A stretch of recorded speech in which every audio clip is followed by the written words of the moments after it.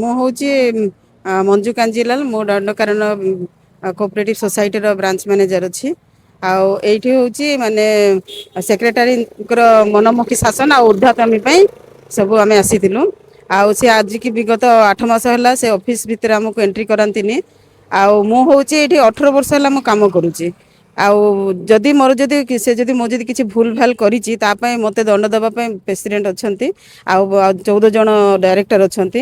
ସେମାନଙ୍କର ପରାମର୍ଶରେ ଯାହା ହେବ ସେଇଆ ହିଁ ଫାଇନାଲ। ଏଇ ଭିତରେ ମୋର ସେ ଭୁଲ ବାଛୁଛନ୍ତି, ସେ ତ ଏଇଠି ହଜାର ଦୁର୍ନୀତିରେ ସେ ପରିପୂର୍ଣ୍ଣ ହେଇକି ଅଛନ୍ତି। ସେ ରାତି ସାରା ଏଇଠି ଦିନରେ ଯେତେବେଳେ ଅଫିସ ହେବ ସକାଳଠୁ ମଦ ପିଇବା ଆରମ୍ଭ କରିବେ। ଆମକୁ ଯେଉଁ ଭଳିଆ ଭାଷା ସେ ପ୍ରୟୋଗ କରନ୍ତି ଲେଡ଼ିଜ୍ ମାନଙ୍କୁ, ଆମେ ସେଇଟା କହିବି ପାରିବୁନି ଆମେ କାହା ସାହାରା ନେବୁ। ସେ ସମସ୍ତଙ୍କୁ ସବୁବେଳେ କହେ ଯେ ମୁଁ ଡିଆର୍ ଫିଆର୍ ମୁଁ କାହାକୁ ମାନେ ନା। ସତରେ ସେ ମାନେ ନା, କାହିଁକିନା ଆଜି ଡିଆର୍ ସାର୍ ଆସିଥିଲେ। ଡିଆର୍ ସାର୍ ପ୍ରେସିଡେଣ୍ଟ ସାର୍ କାହା କଥା ସେ ମାନୁନି। ସେ ନା ବୋର୍ଡକୁ ମାନୁଛି, ନା ପ୍ରେସିଡେଣ୍ଟକୁ ମାନୁଛନ୍ତି, ନା ଡିଆର୍ ସାର୍ଙ୍କୁ ମାନୁଛନ୍ତି। ସେ ତାର ମନମୁଖୀ ଶାସନ ଚଲେଇଛନ୍ତି। ହେଲେ ସେ ଆପଣଙ୍କ ଉପରେ ଯୋଉ 7 ଲକ୍ଷ ଟଙ୍କା ଖାଇଦେଲେ ବୋଲି ଅଭିଯୋଗ କରୁଛନ୍ତି, ଏହା କଣ ସତ୍ୟତା ଘଟଣା କି? ଯଦି ସେଇଟା ଯଦି ସତ ଘଟଣା ହେଇ ଶୁଣନ୍ତୁ, ସେ ଯଦି ମୁଁ ଯଦି ସତରେ ଯଦି 7 ଲକ୍ଷ ଟଙ୍କା ଖାଇ ଦେଇଛି, ଆଗ ତାଙ୍କୁ ପଚାରନ୍ତୁ ସେ କେତେ କୋଟି ଟଙ୍କା ଖାଇକି ବସିଛନ୍ତି। ଏଇଟା ଖାଇବା ନୁହଁ, ଏଇଟା ଦଣ୍ଡକାରଣ୍ୟରେ ଯେତିକି ଷ୍ଟାଫ୍ କାମ କରୁଛନ୍ତି ସେମିତି ଯାଇକି ଦେଖନ୍ତୁ ସେମାନଙ୍କର କେତେ ଥିବ। ମୋତେ ତ 7 ଲକ୍ଷ, ମୁଁ ମାସକୁ କୋଟି କୋଟି ଟଙ୍କା ସେଠି କଲେକ୍ସନ କରୁଥିଲି। ଯଦି ଖାଇଥାନ୍ତି କୋଟି ଖାଇଥାନ୍ତି, ସେ 7 ଲକ୍ଷ ଟଙ୍କା କ'ଣ ଖାଇଥାନ୍ତି କି? ଯଦି ମୁଁ 7 ଲକ୍ଷ ଖାଇଛି, ମୁଁ ସେଠି ଏମ୍ପ୍ଲୟି ଗୋଟେ 18 ବର୍ଷ କାମ କରିଛି, ସେଠି ମୋର ବି ଭୂମିକା ଅଛି। ସେ ଅର୍ଗାନାଇଜେସନ ତିଆରି କରିବାରେ ମୋର ପ୍ରଥମରୁ ମୋର ଭୂମିକା ଅଛି। ମୁଁ ଦୁଆର ଦୁଆର ଯାଇକି ମେମ୍ବରସିପ୍ କରିଛି। ବୁଝିଲେ? ହଁ ନିଶ୍ଚିନ୍ତ। ସେ ଖରାପ ଭାଷା ମୁଁ ଏବେ କ୍ୟାମେରା ଆଗରେ କହିପାରିବି କି ଏଇଟା ସେ ଏମିତି ଭାଷା ପ୍ରୟୋଗ କରନ୍ତି। ସେ ମୋତେ କହିଲେ ଯଦି 7 ଲକ୍ଷ ଟଙ୍କା ତମେ ଏଇସବୁ ଏମିତି କରିଛ ପଇସା ପତ୍ର, ଯଦି ମୋତେ ମିଛରେ କହିକି ମୋତେ ଡାକନ୍ତି, ମୋତେ କହନ୍ତି ତମେ ପଟର ଅଫିସରେ ଚାଲ, ରାତିରେ ସେଇଠି ରହିବ, ମୁଁ ଯିବି ତାପରେ ତମ ନାଁରେ ଲୋନ୍ କରେଇବି।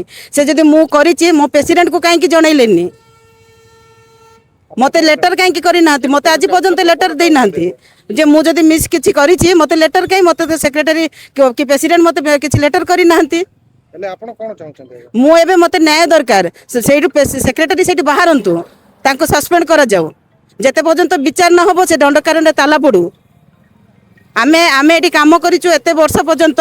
ଆମେ ଏବେ ଦାଣ୍ଡରେ ବୁଲିବୁ ଆଉ ସବୁ ନୂଆ ଷ୍ଟାଫ୍ ଧରିକି ସେ ଭିତରେ ବସିବେ? ହଁ, ଆମେ କଷ୍ଟ ପଡ଼ିକି ସେ ଅର୍ଗାନାଇଜେସନ ତିଆରି କରିଛୁ। ମୁଁ ସର୍ବପ୍ରଥମେ ଦଣ୍ଡକାରଣ କୋଅପରେଟିଭର ସବୁ ସଭ୍ୟ ସଭ୍ୟଙ୍କ ମାଧ୍ୟମରୁ ତାଙ୍କ ଜରିଆରେ ଆପଣଙ୍କ ପାଖରେ ମୁଁ କଥା ରଖୁଛି ଯେ ମଞ୍ଜୁ କାଞ୍ଜିଲାଲ ମାଲକାନଗିରି ଦଣ୍ଡକାରଣ ସମବାୟ ସମିତିରେ ଶାଖା ପରିଚାଳକ ଭାବରେ କାର୍ଯ୍ୟରତ ଥିଲେ। ସେ ବିଗତ 2017/6/2024 ମସିହା ଠାରୁ 2/6/2025 ପର୍ଯ୍ୟନ୍ତ 63 ଜଣ ସଭ୍ୟ ସଭ୍ୟାଙ୍କର 6,49,195 ଟଙ୍କା ଆତ୍ମସାତ ଏବଂ ତୁଷାରପାତ କରିଥିଲେ। ଏ ତଥ୍ୟ ଯେତେବେଳେ ମୋ ସାମ୍ନାକୁ ଆସିଲା, ତାପରେ ସବୁ ଜିନିଷ ମେମ୍ବର ସଭ୍ୟ ସଭ୍ୟାଙ୍କର ପାସବୁକ୍ ସବୁ ଚେକିଂ ଫେକିଂ କଲା। ସମ୍ପୂର୍ଣ୍ଣ ତଥ୍ୟ ଯେତେବେଳକୁ ଆସିଲା ପରେ ସିଏ ଭୟଭୀତ ହୋଇ ଅଫିସରେ ନ ଆସି ବିଭିନ୍ନ ପ୍ରଶାସନ ଅଧିକାରୀମାନେ ପାଖେ ଯାଇ ମୋ ବିରୁଦ୍ଧରେ ଅଭିଯୋଗ ସବୁ ଆଣିଛି।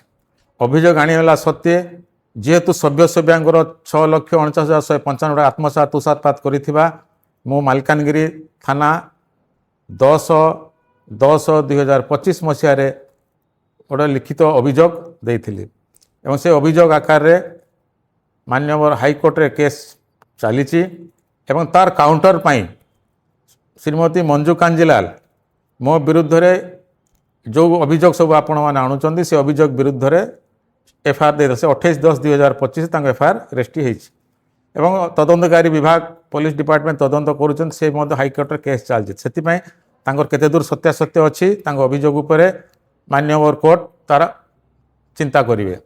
କିନ୍ତୁ ଦଣ୍ଡକାରଣ ସମବାୟ ସମିତିର ସଭ୍ୟ ସଭ୍ୟାଙ୍କର 6,49,195 ଆତ୍ମସାତ ତୁଷାରପାତ କରିଥିବାର ସମ୍ପୂର୍ଣ୍ଣ ଚିଠା, ଏ ସଭ୍ୟ ସଭ୍ୟଙ୍କ ସମ୍ପୂର୍ଣ୍ଣ ଚିଠା ସମବାୟ ସମିତି ପାଖରେ ଅଛି ଏବଂ ବିଭାଗୀୟ ତଦନ୍ତ ମଧ୍ୟ ଅଗ୍ରଗତିରେ ଅଛି।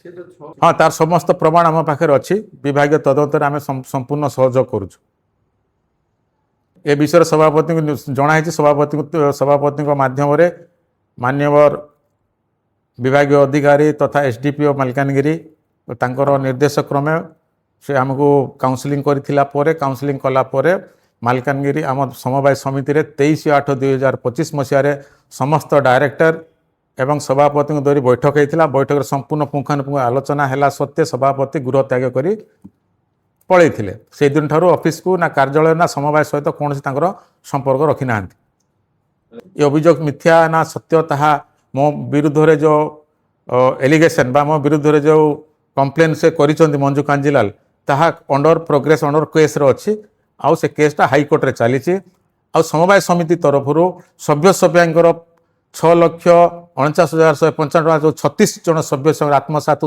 କରିଛନ୍ତି ତା ବିରୁଦ୍ଧରେ ମୁଁ ଯେଉଁ FIR ଦେଇଥିଲି ମାଲକାନଗିରି ଥାନାରେ 10/2025ରେ ତାର ତଦନ୍ତ ଚାଲିଛି ଏବଂ ମାନ୍ୟବର ସୁପ୍ରିମକୋର୍ଟରେ ଆଦାଲତରେ ଆର ବିଚାରାଧୀନ ଅଛି ଆପଣ ଦୁର୍ବ୍ୟବହାର କରୁଛନ୍ତି ଭାଷା ପ୍ରୟୋଗ କରିଛନ୍ତି ସେମାନଙ୍କ ଏସବୁ ସେ ତାର ପ୍ରମାଣ ସହିତ ଯେହେତୁ ବିଭାଗୀୟ ତଦନ୍ତ ଚାଲିଛି ତା ପ୍ରମାଣ ସେ ଦେବା ଆବଶ୍ୟକ ଅଛି ଆପଣ ଆଉ ଗୋଟେ କଥା ପଚାରୁଛି ଆଜ୍ଞା ଯୋଉ 6,49,000 ଯୋଉ ସେ କଲେକ୍ସନ କରି ସେ ପଇସାଟା ଖାଇଛନ୍ତି ଆପଣ ଯୋଉ ଅଭିଯୋଗ ରହିଛି ଥାନାରେ କେସ୍ ଦେଇଛନ୍ତି ଏତଲା ଦେଇଛନ୍ତି ସେ କୋଉ ଗ୍ରୁପର କୋଉ ଏରିଆର ସିଏ ଗୋଟେ ଦିନରେ 6,50,000 ଟଙ୍କା ଖାଇନି 2025 ଜୁନ୍ ମାସ 2025 ଠାରୁ ଆରମ୍ଭ କରି ଜୁନ୍ ମାସ 2024 ଠୁ ଆରମ୍ଭ କରି ଜୁନ୍ 2025 ପର୍ଯ୍ୟନ୍ତ ସେ 2 ବର୍ଷ ଭିତରେ ସେ ଟଙ୍କା ସେ ଆତ୍ମସାତ କରିଛି ଗୋଟେ ସାଙ୍ଗରେ ଆତ୍ମସାତ କରିନି କାର 50,000 କାର 40,000 କାର 23,000 କାର ଗୋଟେ ଦିନର କଲେକ୍ସନ ପଇସାରୁ ସେ ଆତ୍ମସାତ କରିନି 2 ବର୍ଷ ଲାଗିଛି ଏତିକି ଟଙ୍କା ଖାଇବା ପାଇଁ